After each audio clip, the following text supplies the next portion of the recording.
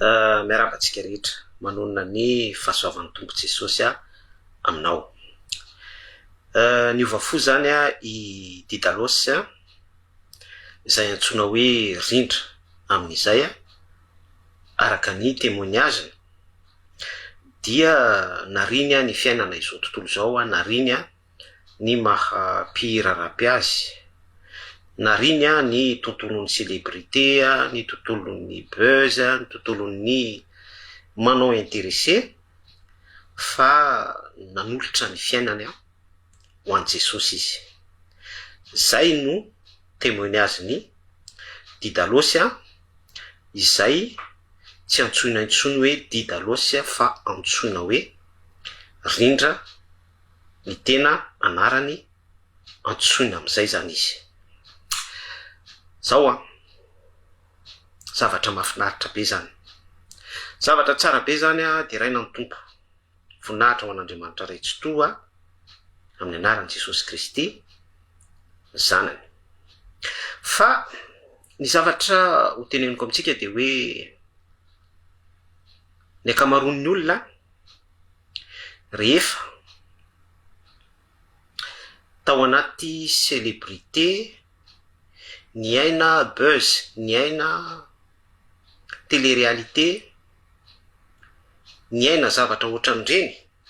ilay olona dia avy eo hoe niova fo fa nifanena tamin'i Jesosy misy remise en question be izay zavatra izay, satria matetika ilay hoe nifanena tamin'i Jesosy mihitsy no tsy fantatry ny olona fa nisy fotoana nanazava an'izay. De ny zavatra misy avy eo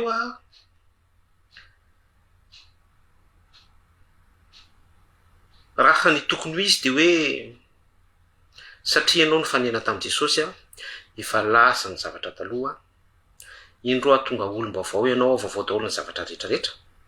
fa ny zavatra misy après quelque temps de tsy izay. Satria ny antony dia ny akamaroan'ireny olona ny aina célébrité sy laza sy resaka télé-réalité sy ny zavatra ohatran'izany ireny, ny akamaroan'ireny dia za tsy miteny hoe irindra ny tondroko am'izay fa ny akamaroan'ireny mampita hafatra zany dia satria manao analyse izy par rapport amin'ny données analytikany, mandrefy an'ilay lazany ilay célébrité any izy, dia rehefa manomboka misy baisse midina ny tahan'izay laza izay dia manao zavatra izy anairana anao afany miattirer ny attention anao, zany hoe manao intéressé, de mametraka an'izay etika izay hoe babon'i Jesosy ny fony sy publicité am'izay firiana izay. Betsaka izay olona ny aina télé-réalité sy buzz izay nilaza fa babon'i Jesosy ny fony nanolo tena ho an'i Jesosy sy ohatran'izany, fa le izy mizara fotsiny manao remarque za tsy manondro an'izaniza na misalira ny témoignage ny monsieur Rindra i Didalosy taloha tiana, fa mezaka mizara aminao ary mampahafantatra anao ny piège ambadiky ireny zavatra ireny de anjaranao no manakotsako, sady ihany koa tsy misy takona natao tsy ho hita, tsy misy miafina natao tsy ho aseho. Ho hitantsika eto ihany ange, ho hitantsika eto ihany, ho hitantsika eto ihany hoe tena nifanena tamin'i Jesosy marina ve, tena fivoampo tao amin'i Jesosy marina ve la izy. De ho teo hoe ny olona rehefa tao anatin'ny célébrité sy ny buzz sy ny ohatran'izany betsaka ny olona nanao témoignage par rapport am'izany. Hitantsika reny Madame Arna, fantatsika koa ny tantarandry Tesmen ary Black Nadia, nisy an'izay fivoampo zay nanaovany témoignage tao anatin'le tontolo ny célébrité sy ny ohatran'izany ka amarana ko azy de ny baiboly marina foana hoe soa zany le olona tena hoe ny fanena tamin'i Jesosy marina de ho hitatsika eo ny témoignage sy ny fruit an'izay zavatra izay tsy misy miafina nanao tao tsy ho hita ho hitatsika eo zay na soa le olona manao intéressé ohatran'ny zavatra ifaniseho rehetrarehetra araky ny cas isolé zay efa hitatsika araky le nitononiko teo ohatra hoe